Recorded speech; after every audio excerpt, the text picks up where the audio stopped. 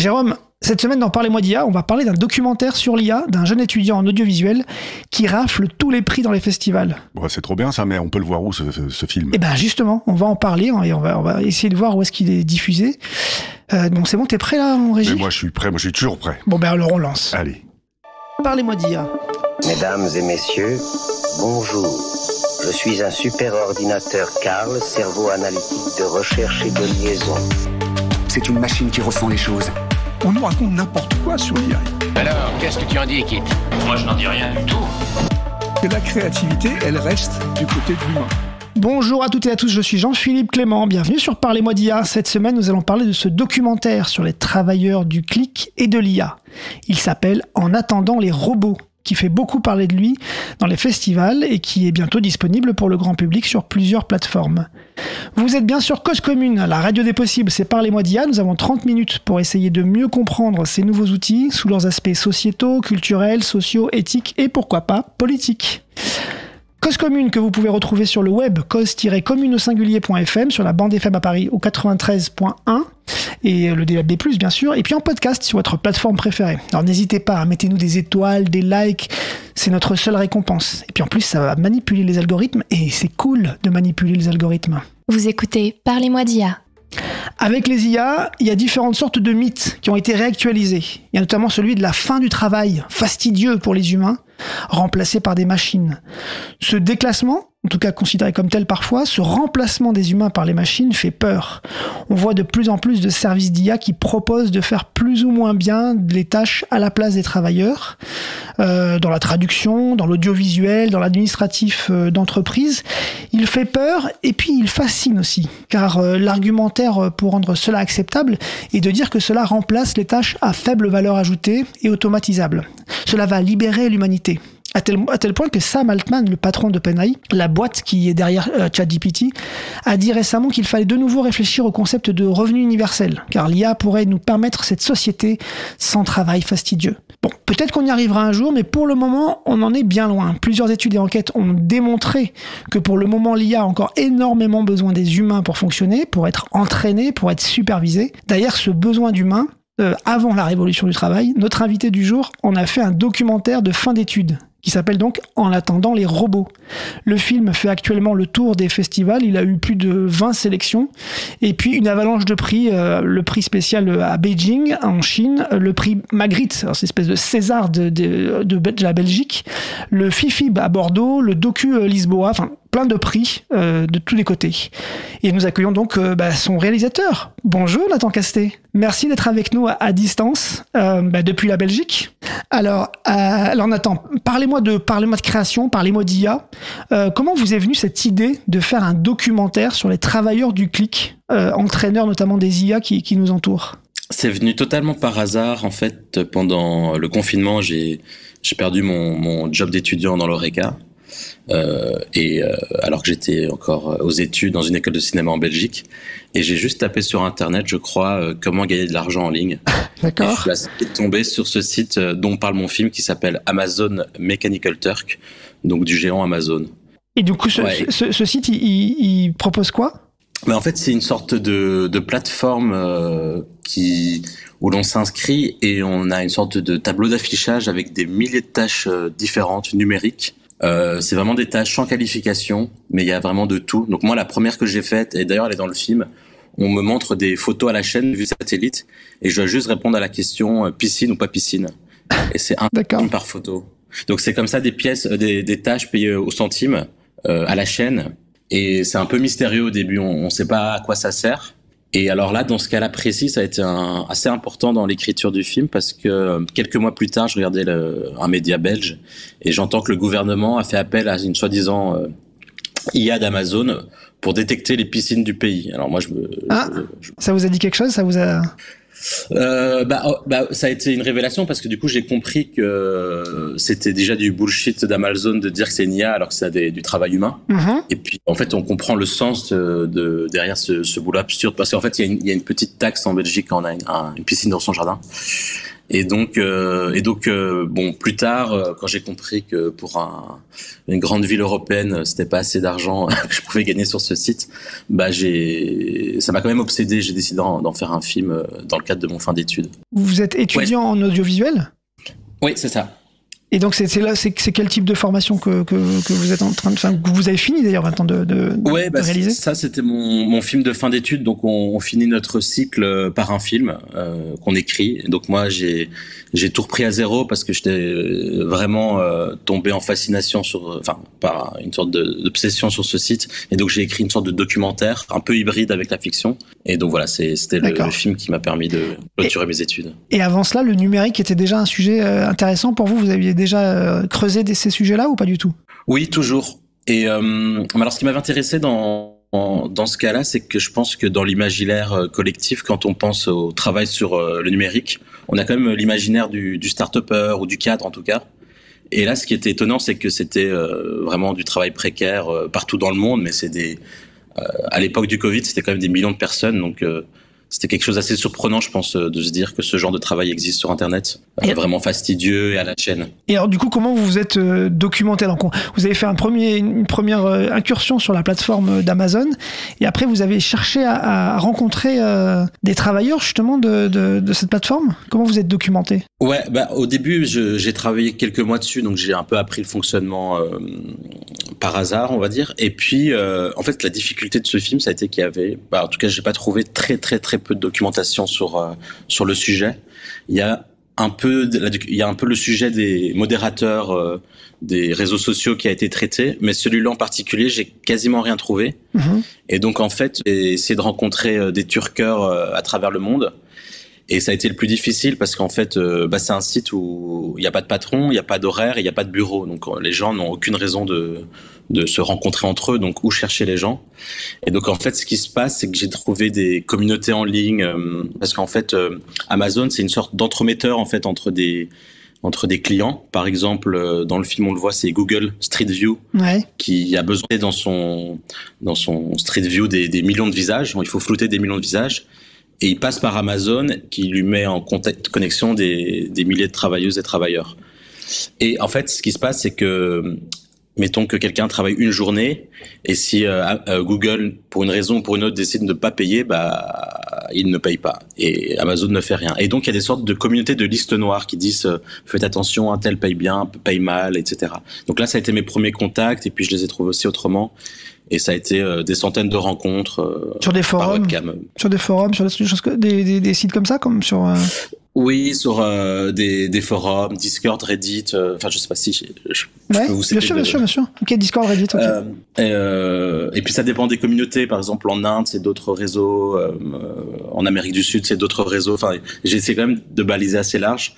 Mais très vite, je voulais passer avec une sorte de rencontre filmée où on se rencontrait, on discutait. Et puis c'est toujours étonnant parce que quasiment à chaque fois, dans nos rencontres, la première réaction, c'était c'est marrant, c'est la première fois que je rencontre un autre Turker, alors que je me doute qu'il y en a au moins des millions et au moins peut-être des milliers dans ma ville. Donc c'est quand même un travail hyper isolé, donc c'était assez étonnant. Le dispositif ne facilite pas les rencontres entre travailleurs, et c'est bien de les séparer en fait.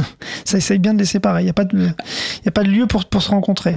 Ah non, il n'y a aucune raison de se rencontrer, et je pense que 99% des Turkers n'ont jamais rencontré un autre. Alors vous avez rencontré quel type de personnes finalement ? C'est quoi ? C'est un nouveau prolétariat ? Comment vous les voyez maintenant, vos Turkers ? Je pourrais un peu faire des grandes lignes selon les régions quand même. Ouais. Par exemple, il y a beaucoup de. En fait, le site a été bêta testé en Inde. Ouais. Et en fait, une fois que leurs outils ont été mis au point, ils ont fermé la plateforme en Inde. Il n'y a plus moyen d'avoir accès. Et donc, en fait, ce qui s'est passé, c'est que, très curieusement, il y a des sortes le compte qui nous permet de travailler est devenu une sorte de sésame précieux qui se revend au marché noir. Et donc, en Inde, par exemple, il y a des gens qui achètent des comptes, qui achètent des ordis et qui vont prendre des étudiants après les cours pour les faire travailler dans des ateliers. Donc, ils sont revenus à une mode de travail qui était un peu à l'opposé de ce qu'Amazon avait pensé. Donc ça, c'est très particulier. Il y a beaucoup de travailleurs aux États-Unis et c'est souvent des retraités qui font ça comme complément. Mmh. Et alors, ils vivent quasiment tous de ce que j'ai rencontré, en tout cas au milieu des États-Unis, donc pas sur les côtes, parce que le loyer est trop cher quand on vit sur les côtes. Et en Amérique du Sud, par exemple, dans mon film, il y a des Brésiliens. C'est le seul pays où il y avait une sorte de sociabilité, où les gens se connaissaient. Par exemple, dans mon film, c'est un frère, une sœur, la maman bosse aussi sur le site, parce que notamment le site a été promu par les réseaux sociaux, donc il y a un truc un peu plus communautaire. Et en Europe, c'est parce qu'ils ont besoin des Européens malgré tout pour la langue. En fait, quand les IA ont besoin de tâches où ils ont besoin de locuteurs polonais, flamands, français, ils ont besoin d'une base de travailleurs-travailleuses en Europe. Mais partout dans le monde, ça reste des marginaux, des gens qui ne pourraient pas travailler autrement que sur ce site. Parce que dans n'importe quel pays, c'est pas des bonnes conditions. On est payé en bon d'achat Amazon, on n'est pas payé en oui, ça, vrai argent. Enfin, on y reviendra après. Effectivement, c'est assez hallucinant, cette partie-là. Du coup, le titre de votre documentaire, En attendant les robots, il fait référence à un travail ou particulier ou d'études ou pas Mais en fait, parce que moi, je l'ai fait dans un cadre d'école. Donc, j'avais des horaires d'école où je devais faire des rendus très rapides. Et on m'avait parlé du livre de Antonio Casillas, En attendant les robots, que j'avais commandé et que j'avais pas encore lu. Et au moment de chercher un titre en vitesse, ça m'est revenu inconsciemment. Et justement, Nathan, écoutez, j'ai une surprise pour vous. J'aurais pu, pour me la péter, dire que j'avais dîné avec Antonio Casilli récemment, mais en fait, je l'ai croisé dans le cadre d'une conférence, et il a un petit message personnel pour vous. Nathan, est-ce que je peux recevoir votre documentaire, parce que je ne l'ai pas encore vu. Merci. Ah voilà, vous avez un message personnel d'Antonio Casilli, Nathan, qui cherche à... Mais avec grand plaisir, parce que... Je lui ai envoyé un email il y a 1 an, mais j'ai eu l'adresse via un ami d'un ami. Je pense que c'est sans doute une mauvaise adresse, avec le lien du film, et je rêverais qu'il le voie. Ce serait un honneur. Bon, il répond bien sur LinkedIn, Antonio Casilli. J'ai pas LinkedIn. Et depuis, j'appelle le film plutôt Human Not Human. Donc. Ah ben voilà, du coup. C'est pour ça qu'il a 2 titres, le film. Il est quand même en francophonie, on dit. Il est quand même intéressé pour le voir, donc il faut pas hésiter du coup. Oui, et c'est, je pense, le seul travail qui parlait en attendant de Mechanical Turk. Son livre est un des seuls livres vraiment aussi bien documentés sur le sujet. Oui, et précisément sur le sujet de Amazon. Oui, il a beaucoup étudié cette question-là, et notamment avec les travailleurs de Madagascar aussi, beaucoup.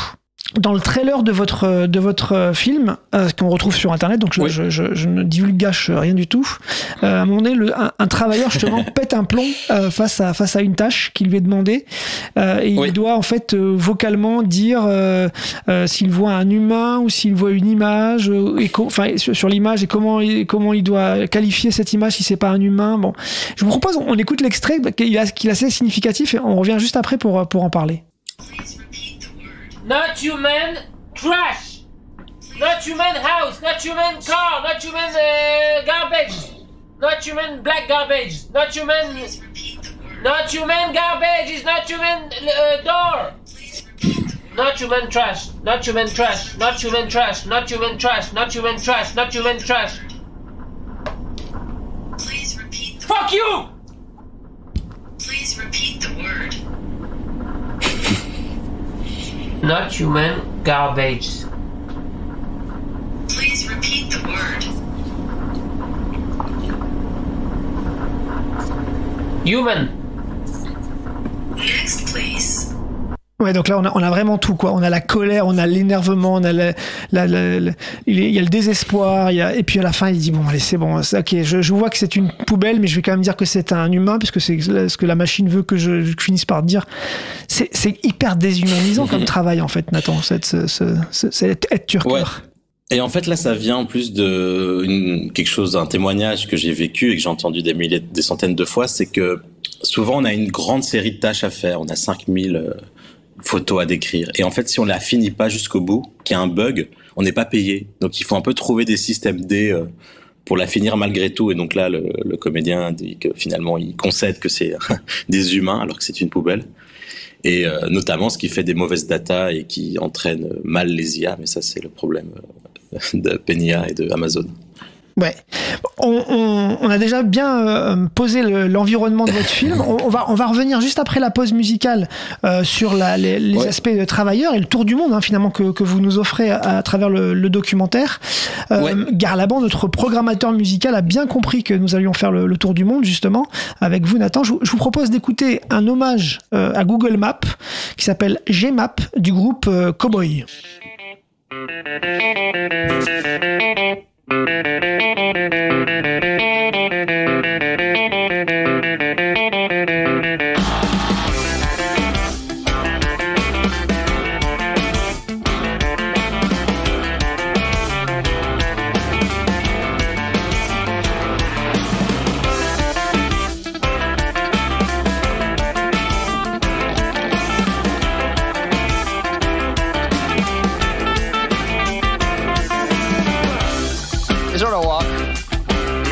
It's okay, I'll walk. I've been here a few times, it's alright, I'll walk. I know the places, I know which way I'm going, I know which way I'm gonna walk. I got it on my phone, I got it on Google Maps, I'll keep on walking.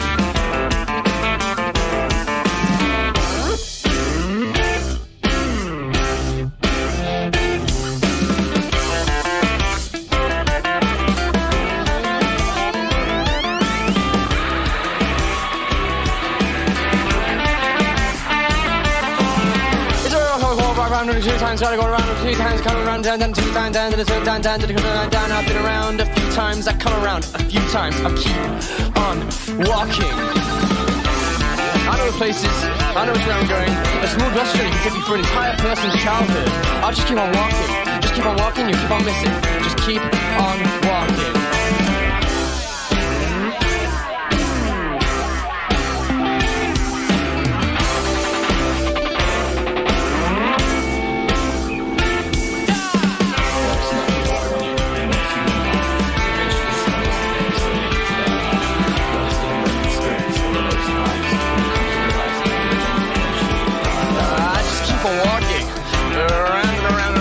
On going. He doesn't even know it now.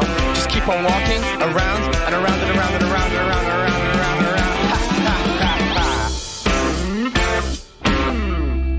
Merci Cowboy, merci Garlaban. Vous êtes toujours sur Cause Commune en FM 93.1 à Paris, toujours Parlez-moi d'IA, toujours l'épisode consacré au documentaire sur les coulisses de l'IA et sur les turkers qui entraînent les IA et qui parfois les remplacent.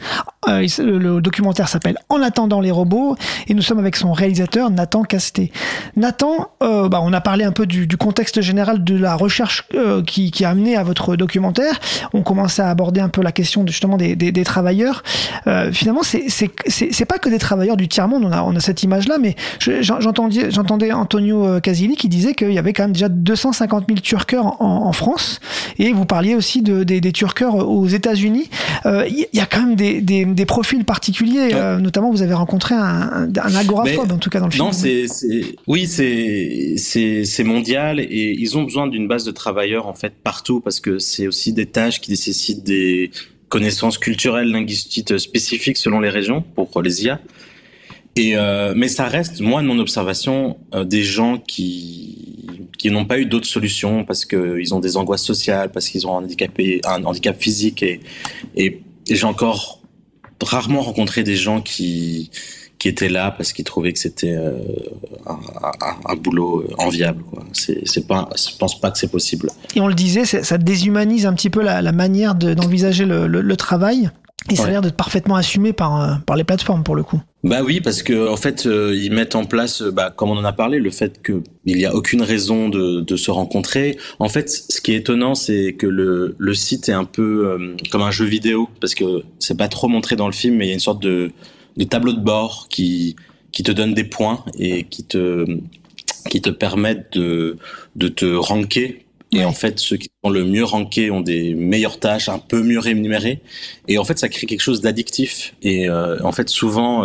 et en plus, il n'y a pas d'horaire, donc on peut travailler 48 heures d'affilée sans problème. Et moi, je l'ai vécu et j'ai entendu beaucoup de témoignages qui me disaient ça. Et autre chose aussi qui est quand même, je pense, présente dans le film, c'est que les meilleures tâches, entre guillemets, qui sont un peu mieux payées, viennent de la Silicon Valley.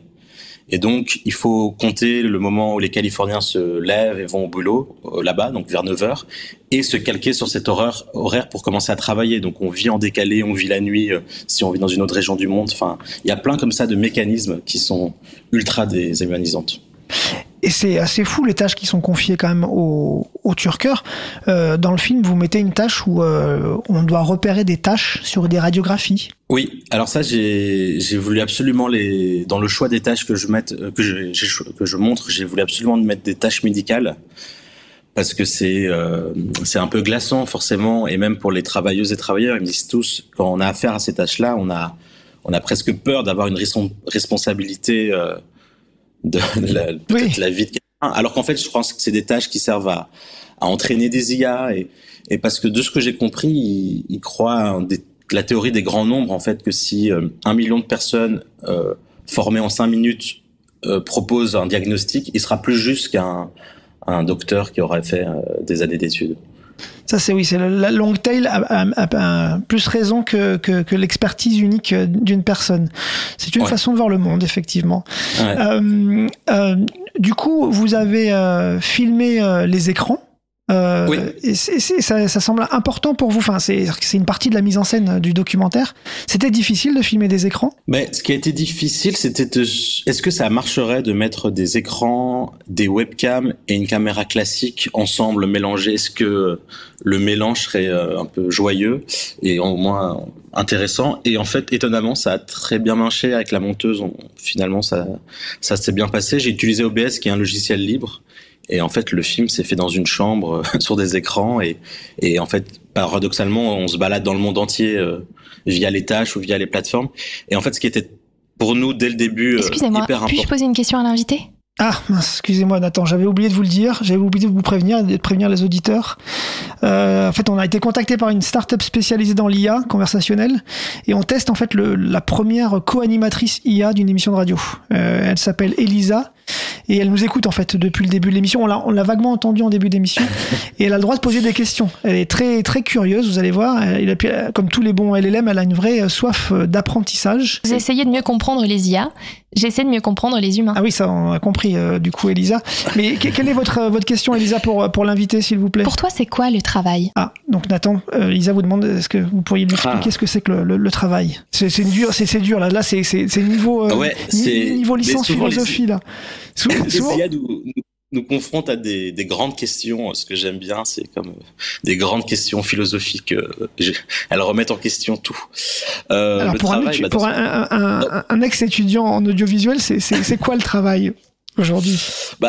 À ce moment-là, moi, c'était juste d'avoir un peu de sous de côté. C'était une manière d'avoir de l'argent.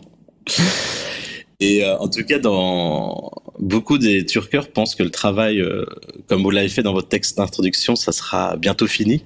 Ouais. Et paradoxalement, au moment où ils disent ça, on les voit faire sans doute des tâches qui ont peut-être jamais été aussi compliquées et rébarbatives et aliénantes. Donc c'est un peu curieux. Oui, c'est vrai que du coup, c'est le titre du documentaire, En attendant les robots, mais il n'y a pas vraiment de réponse pour le grand remplacement. Non. On voit plutôt même le contraire d'ailleurs. L'omniprésence de l'humain pour arriver à faire marcher l'IA, quoi. Ouais, mais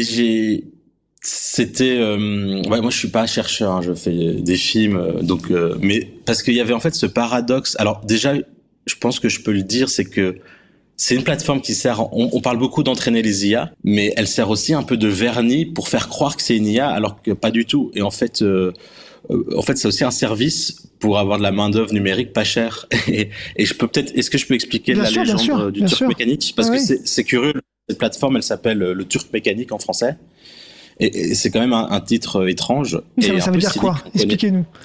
Ça vient d'une histoire vraie, un tour de magie. Je pense que c'était au XVIIIe siècle, d'un automate qui allait dans les cours européennes.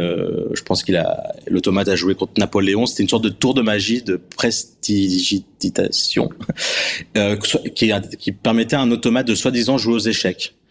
Et en fait, il s'est révélé que caché dans les entrailles de l'automate était un être humain, un enfant.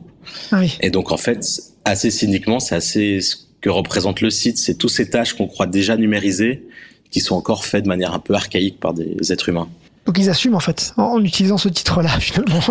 Bah, moi, je n'ai pas de réponse. Je pense que les ingénieurs qui ont trouvé ça doit être un gag, parce qu'en fait, le site n'a pas de raison d'être dans le grand public. C'est pas une marque, c'est juste le nom d'un site de travail. Et vous disiez qu'il fonctionne pas forcément dans tous les pays, c'est ça? Bah, moi j'ai été, en fait, et c'est dans le film, j'ai été viré de la plateforme, et c'est notamment pour ça que le film est fictionnalisé en partie, c'est que je pouvais plus accéder au site pendant de longs mois avant le tournage. Et en fait, du jour au lendemain, ils ont coupé la plateforme en Europe, par exemple. D'accord. Alors par moment, ils la remettent. De ce que j'ai compris, c'était pas parce que j'avais fait une bêtise, c'est parce qu'en fait, au mois par mois, ils voient, on a besoin de X millions de turkers ce mois-ci, alors on coupe X millions de comptes parce qu'on en a plus besoin. C'est fou. C'est problématique parce que comme on voit dans le film, si on veut un peu être performant et gagner un peu mieux que les autres, il faut commencer à investir un peu de matos, avoir plusieurs écrans, avoir une tour. Donc, et puis du jour au lendemain, on a investi et on est banni du site. Donc c'est quand même. Et vous le disiez, moi j'adore ces constructions dans un documentaire où à un moment donné on fictionnise un petit peu le réel. Vous avez choisi le fait de finalement que vous soyez interprété par un comédien. Et pourquoi ce choix? Donc il y a le choix technique, la plateforme vous a coupé l'accès, mais plus globalement, qu'est-ce que ça a apporté à la mise en scène, ce choix? Oui, donc il y avait le choix technique de Amazon à fermer le site. Comment filmer Amazon encore. Et en fait, moi, c'était très important parce que, notamment les turkers du film, c'est quand même des gens avec qui j'étais devenu proche. On avait beaucoup échangé l'année avant le film, mais je les connaissais que par webcam au final. J'avais jamais quitté Bruxelles et je les avais jamais rencontrés. Et donc, je trouvais ça éthiquement, je sais pas très juste. Et je trouvais ça plus juste d'avoir une sorte de personnage tampon entre le spectateur et le turker. Et qui lui est vrai, qui lui n'est pas, enfin souvent les 4 turkers ne sont pas, ou 4 ou 5, je sais plus, mais ne sont pas des acteurs pour le coup. Non, c'est 5 vrais turkers. Et aussi dans la construction, ça me permettait en fait, ce comédien, c'était une sorte de performance. On s'est enfermé un mois dans une chambre. Et je lui ai dit, je vais te présenter des camarades à moi, des amis, et tu vas apprendre avec eux comment travailler sur ce site, et vous discuterez, et vous serez totalement libre de parler de ce que vous voulez. Et en fait, il permettait aussi d'incarner les centaines de témoignages que j'avais entendus, des choses récurrentes, les gens qui disaient qu'on doit s'obscurcir pour mieux travailler, qu'on doit manger, acheter n'importe quoi parce qu'on est payé en bon d'achat. Enfin, c'était une sorte d'amalgame de plein de témoignages en fait, donc c'était dans la mise en scène super intéressant. Et c'est vrai que ce protagoniste, en fait, au fur et à mesure du film, il s'enferme en fait, il se cloisonne, il contacte d'autres agoraphobes également. C'est une vision du réel qui est assez dure hein, quand même. Oui, et c'était le point de départ du film, c'était une sorte de plongée dans les abîmes de ce site qui est pour le coup vertigineux et dans lequel on peut se perdre parce que tout ce qu'on a dit sur le côté déshumanisant. Après, ce qui a été hyper étonnant et ce qui est la surprise d'un documentaire, c'est que chaque turker, sans exception, a eu le même regard empathique envers lui et lui ont tous dit d'arrêter de faire ça. Et ça n'a pas été écrit du tout, ils ont tous eu ce mouvement vers lui un peu de solidarité. Alors que le site fait tout en sorte pour qu'on soit pas en solidarité, parce que quand on rencontre un autre turker, on voit un concurrent potentiel. Et c'était très beau. Et même il y a un pasteur dans le film qui vit dans l'Ohio, aux États-Unis. Et lui, il est très radical dans sa manière de travailler sur le site. Il a 5 écrans, il a plus ou moins optimisé. Et avec ça, il boursicote à Wall Street et il fait des prêches le dimanche. Et c'est un drôle de personnage. Et en fait, je me doutais qu'il allait, comme il l'a fait avec moi, il allait dire au comédien, écoute mon coco, si tu veux être un peu efficace, je vais t'expliquer comment faire et ça va pas être marrant. Ce qu'il a fait. Donc il a un peu radicalisé mon personnage. Et pourtant, de manière surprenante, ça a été le premier à lui dire, mais tu as l'air jeune, arrête de faire ça, quoi. Il a repris son rôle de pasteur pour le remettre dans le droit chemin. Voilà. Très très bien. Bon, en tout cas, nous on a beaucoup aimé ce documentaire. On le recommande chaudement. Il est disponible désormais sur 2 plateformes, sur Tank et sur Mediapart, au moment où on vous écoute. Et donc n'hésitez pas à aller le voir. Donc la plateforme Tinc, c'est la plateforme spécialisée dans les documentaires, et Mediapart, on ne le présente plus. Donc n'hésitez pas à aller voir ce documentaire qui effectivement mérite tous les prix qu'il reçoit. Voilà, écoutez, c'est le moment de conclure, Nathan. Merci beaucoup pour votre partage et pour cette découverte voilà, des turqueurs. On a appris en plus un mot. Écoutez, chers auditeurs, chères auditrices, vous pouvez retrouver un petit questionnaire pour améliorer l'émission globalement, donc en pied d'épisode, en pied de description d'épisode. Restez sur 93.1 FM sur Cause Commune. Merci encore Nathan. Cause Commune, c'est plein d'autres émissions intéressantes à retrouver sur causecommune.fm. Et à bientôt.